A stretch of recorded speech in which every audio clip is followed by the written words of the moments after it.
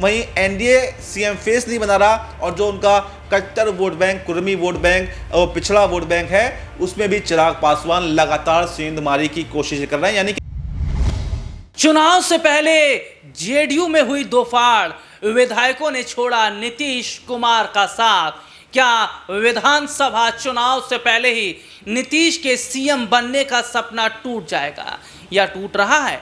और निशांत, जिनकी एंट्री अभी पॉलिटिक्स में हुई भी नहीं है, नीतीश तो ये चाह रहे हैं कि अगर मैं सीएम ना बन पाऊं तो अपने बेटे को बनाऊं। लेकिन ऐसा कब हो पाएगा? जब जेडीयू के लोग एकजुट रहेंगे, जब नेता एकजुट रहेंगे। लेकिन लगातार जेडीयू से नेताओं का इस्तीफा जारी है, लगातार वो पार्टी का साथ छोड़ते चले जा रहे हैं। और एक बड़ी खबर अपने दर्शकों को बताऊं कि दो बड़े चेहरे, जो कि बहुत बड़े चेहरे हैं, मोहम्मद हारून और मोहम्मद मुख्तार, जिन्होंने जेडीयू का साथ छोड़ा और आरजेडी में चले गए।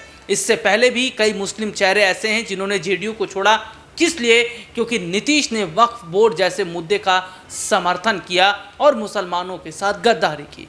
तो क्या ये चीज़ें बताती हैं कि जिस तरीके से आरजेडी धीरे धीरे मजबूत हो रही है, उतनी कमज़ोर जेडीयू हो रही है? इन्हीं मुद्दों पर आज हम बात करेंगे। बातचीत करने के लिए मौजूद है हमारे खास सहयोगी अब्बास भाई। अब्बास भाई, बहुत बहुत स्वागत है इस प्रोग्राम में आपका। अब्बास भाई, कई लगातार जो मुस्लिम चेहरे हैं वो जेडीयू का साथ छोड़ते चले जा रहे हैं और नीतीश को गद्दार करार दिया। उन्होंने कहा कि नीतीश कुमार ने वक्फ बिल जैसे मुद्दे का समर्थन करके कहीं ना कहीं मुसलमानों को ठगा है। और एक बहुत बड़ी जो मुसलमानों की आबादी है बिहार में, वो अभी तक नीतीश को समर्थन देती रही। ये बात नीतीश जानते, उतना आरजेडी को भी नहीं मिला। तो क्या अपने पैर पर ही नीतीश ने कुल्हाड़ी मारी है?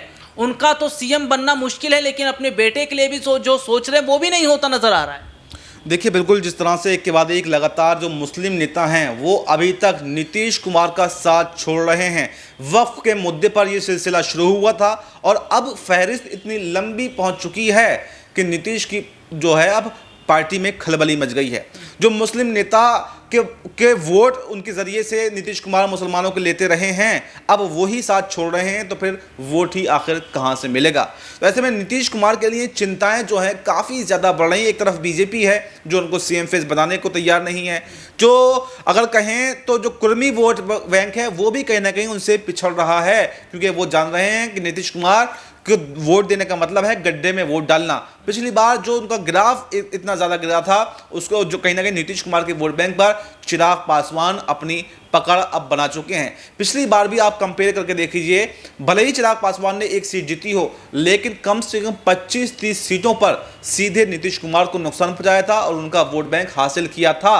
और वही चिराग पासवान इस बार भी खेल करने जा रहे हैं। यानी कि अगर कहें नीतीश कुमार के लिए चौतरफा मुश्किलें इस वक्त खड़ी हुई हैं। मुसलमान वोट बैंक बिछड़ चुका है, चला गया है। वहीं एनडीए सीएम फेस नहीं बना रहा और जो उनका कट्टर vote bank, Kurmi vote bank और पिछड़ा वोट बैंक है उसमें भी चिराग पासवान लगातार सेंधमारी की कोशिश कर रहे हैं। यानी कि बिल्कुल यहाँ पर नीतीश कुमार के लिए मुश्किलें खड़ी होती हुई दिखा रही हैं और बिल्कुल यहाँ पर निशांत कुमार को राजनीति में लाने का सपना, उनको कामयाब बनाने का सपना, सीएम कुर्सी का ताज उनको पहनाना, ये कहीं ना कहीं अब अधूरा होता हुआ दिखाई दे रहा है जी। और क्या वाकई अपने पैर पर ही नीतीश ने कुल्हाड़ी मारी है? क्या एनडीए के साथ अगर नीतीश और रहेंगे तो क्या अपनी पार्टी को बर्बाद कर लेंगे, अपना वोट बैंक वो जो है खो देंगे? क्या निशांत का जो पॉलिटिकल करियर है वो खतरे में आ जाएगा? लेकिन एक दिलचस्प बात यह है कि आखिरकार नीतीश चीजों को समझ क्यों नहीं रहे हैं? अब्बास भाई, यहाँ पर एक बड़ी बात क्या है कि जो नीतीश कुमार की लड़ाई है वो विपक्ष से नहीं है, नीतीश की लड़ाई अपनों से है। क्योंकि जब से बीजेपी की एंट्री बिहार में हम देख रहे हैं कि हुई है, और हाल फिलहाल की बात कर लेते हैं तो लगातार बीजेपी का वहाँ एक्टिव रहना, पीएम मोदी का कई हजार करोड़ की सौगात देना, अमित शाह का जाना, कई हजार करोड़ की सौगात देना, बीजेपी का गुप्त बैठक करना, उसमें नीतीश को ना पूछना, नीतीश का दिल्ली आना, मोदी के साथ मुलाकात ना करना, नीति आयोग की बैठक में ना जाना, तो ये चीज़ें तो दिखाई दे रही कि सब कुछ ठीक तो नहीं है। लेकिन आखिरकार ऐसी क्या मजबूरी है कि नीतीश जो है वो अपनी पार्टी को बर्बाद करने पर तुले हुए, लगातार वोट बैंक छिटक रहा है, उनके नेता लगातार छोड़ रहे हैं, विधायकों की नाराजगी देखी जा रही है, लल्लन सिंह पार्टी पर अपना अधिकार जमा रहे हैं, लेकिन नीतीश कुछ बोल नहीं रहे, नीतीश कुछ कह नहीं रहे हैं।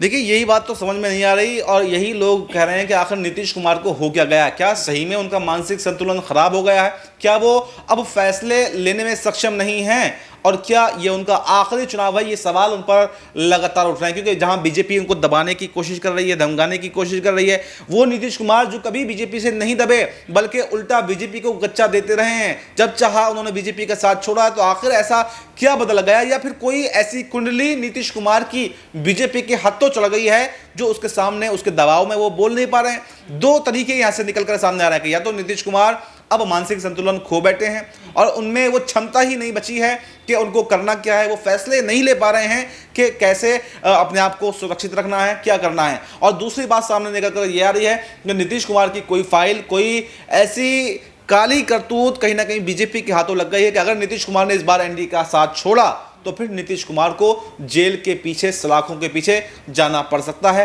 तो ये भी एक बात हो सकती है, क्योंकि बीजेपी का देखिए इतिहास रहा पुराना कि किस तरह से ईडी का, सीबीआई का दुरुपयोग वो करती रही है। आप उठा करके देख लीजिए, तमिलनाडु के अंदर चले जाइए या फिर तमिलनाडु क्यों जाना, पहले बिहार के अंदर ही आप देख लीजिए, लालू यादव के ऊपर जब चुनाव आता है तो ईडी सीबीआई की कार्रवाई तेज हो जाती है। चारा घोटाला मामला जो कितना पुराना मामला है लेकिन अभी तक उसमें जांच चल रही है। तो कहीं ना कहीं विपक्षी नेताओं को घेरने का काम बीजेपी का पुराना रहा और शायद अब नीतीश कुमार को भी उस निशाने पर लेने की तैयारी बीजेपी कर चुकी है। अब बस में मेरा सवाल ये है कि क्या डर की वजह से नीतीश जो है वो नहीं साथ छोड़ रहे हैं एनडीए का? क्योंकि ये कहा जाता है कि नीतीश की जो छवि है वो साफ सुथरी है, लेकिन ऐसा नहीं है। नीतीश की सरकार के समय अगर देखा जाए तो कई भ्रष्टाचार हुआ है, पुल गिरना हो या जिस तरीके से दलित जैसा आंदोलन हो या तमाम चीज़ें हो, क्राइम रेट लगातार बढ़ा है। बाहुबलियों की अगर मैं बात करूँ, अनंत सिंह जैसे लोगों से उनकी नज़दीकियाँ बताई जा रही हैं। नीलम देवी ने जिस तरीके से एक वक्त में सपोर्ट किया था, उसके बाद हम देख रहे हैं कि अनंत सिंह को बचाने में नीतीश लगे। तो ये देखा जा रहा है कि बैकग्राउंड नीतीश का भी उस हिसाब से ठीक नहीं है। और ये कहा गया कि भैया जो जिसने बीजेपी के साथ गद्दारी की है, ईडी सीबीआई ने उसको खूब खदेड़ा है। तो ईडी सीबीआई का डर है, जेल जाने का डर है, क्या यही चीज़ें बता रही हैं? क्योंकि बिहार चुनाव से पहले लैंड फॉर जॉब स्कैम का मामला, लालू परिवार को लगातार पूछताछ के लिए बुलाना, इस मामले में लगातार हम देख रहे हैं कि एक्टिवनेस बीते कुछ समय पहले देखने को मिली थी। और आरजेडी के विधायक कह रहे थे कि ये नीतीश को भी डराने के लिए कहा जा रहा है कि अगर नीतीश ने एनडीए छोड़ने की कोशिश की या काम किया तो उनके खिलाफ भी चार्जशीट ईडी सीबीआई इस तरीके से होगा।